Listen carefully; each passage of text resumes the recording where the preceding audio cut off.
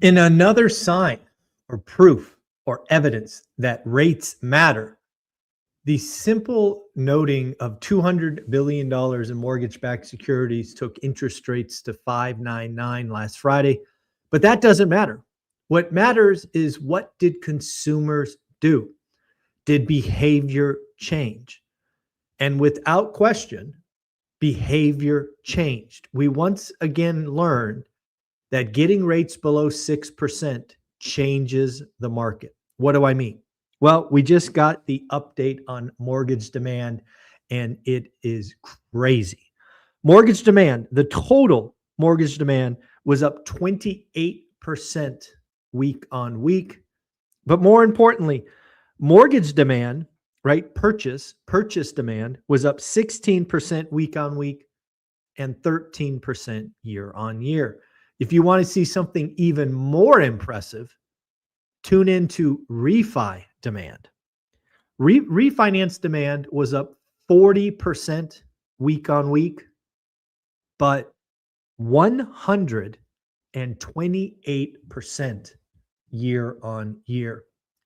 Remember what I've said for the last several months. We are finally going to have a housing market that is a tailwind to the U.S. economy.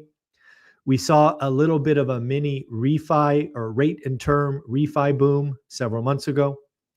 I believe we are currently going through what I will call a cash out refi boom, myself included. Olivia and I are looking to extract several six digits in equity so that we have even more dry powder to pounce on amazing deals. I think there's a lot of people that are like us going, let's get ready early so that we can take advantage of what's coming. And then, as we've seen before, anytime we can get below 6% 30-year, that's when demand for purchases increases. So again, just further evidence.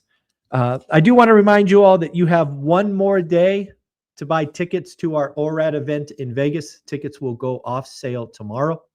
So you've essentially got, 36 hours or so to buy tickets. I do have one special request. I think there are 5 of you out there who got belts as far as my speakers as well. If you ever got one of these belts for me, do me a favor, bring it to the event. Hopefully we can take some pictures because we will have more people getting belts this year. And if you don't know what I'm talking about, I have one here.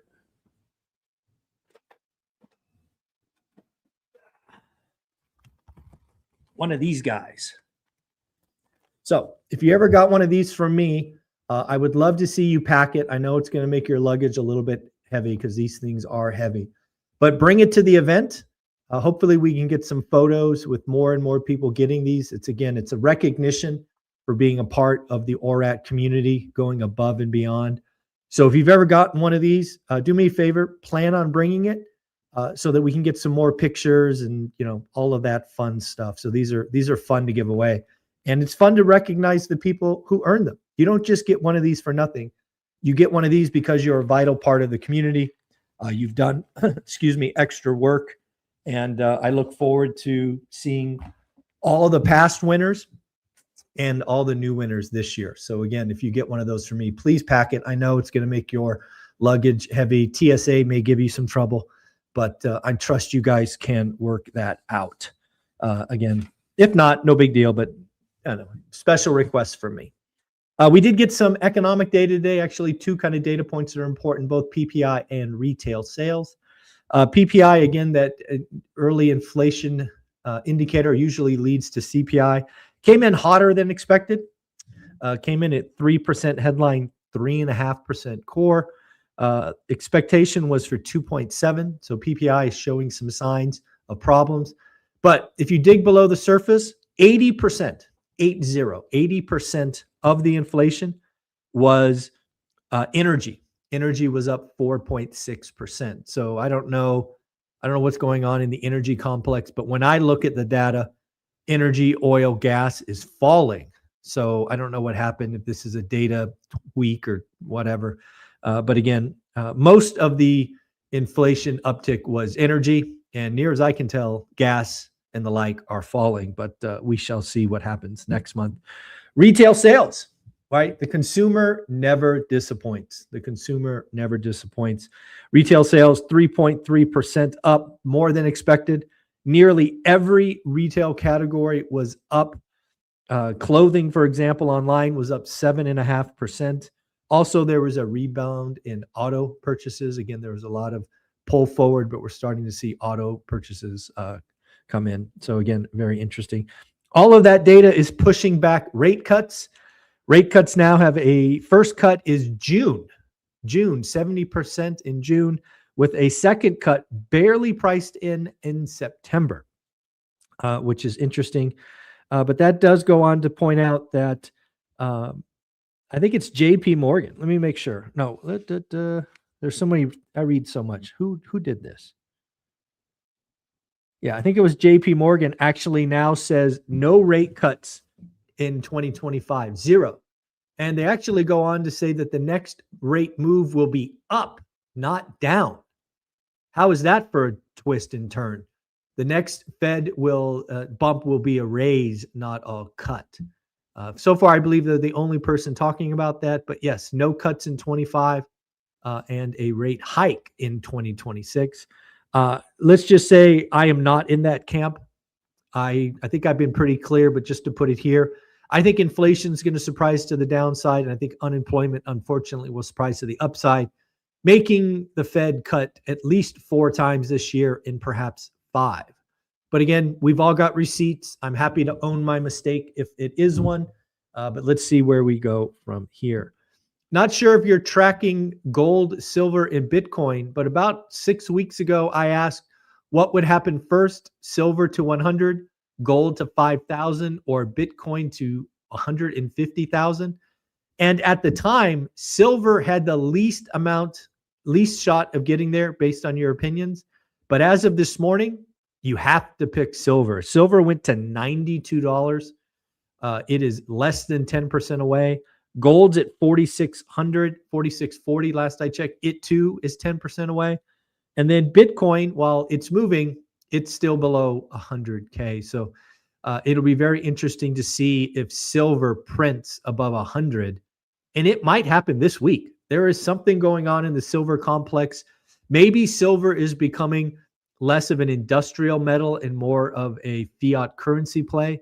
That would maybe perhaps explain it. But the moves in the silver market are wild to watch. Again, very, very interesting. We did get some updates on earnings. We got Bank of America, Wells Fargo, Citigroup. Bank of America beat top line and bottom line. The CEO is bullish on the U.S. economy in 2026. Wells Fargo missed top line and bottom line. We're starting to see big banks not do well. Is that a sign of something to come? And Citigroup missed on revenue but beat on earnings. Interesting point about Citigroup is they had a smaller loan loss provision than expected, which means their loan book is a little more solid than it was before. JP Morgan highlights that U.S. credit card spending is up 7%, and delinquencies are steady the last 2 years. I don't know if you saw this, but Meta is cutting 10% of employees in their Reality Labs group. Again, 10% of the folks inside Reality Labs. Average gas price in the United States is $2.82. 19 states, 19 are under $2. Wow, $2. It looks like we're going to get the Supreme Court ruling on Trump tariffs. In fact, I think it was supposed to come out at 7:30. So we're recording this right now at 7:39. We're doing this live, so we may have missed it. But looks like we're going to get the Supreme Court ruling. Last expected 27% chance of it being upheld, which means 73% chance it will be overturned. So look for that. Mark Zandi, again, kind of a bear, is talking about inflation is still uncomfortably high. Rent growth remains very weak. When you look at inflation over the last year, coffee is up 19%, eggs down 21%, beef up 16%, and shelter at 3.2%, to which I tell Mark, you're smarter than that. You know that shelter reading is misrepresented. We do not have 3.2% increase in shelter. It is actually negative 1%. If we simply correct for that error, that known error, inflation is already below 2%. Yes, and here's my notes. Yes, it is JP Morgan. 0 cuts in 26. Obviously, I'm on the other side. I'm taking 4. And they say that a hike is coming in 27, which is wild for me to think about. Active inventory is still building in the housing space. We've got the West up 14%, Northeast up 7%, Midwest up 11%, and the South up 12%. These are all numbers that are rounded. Washington, D.C. leads the pack up 32%.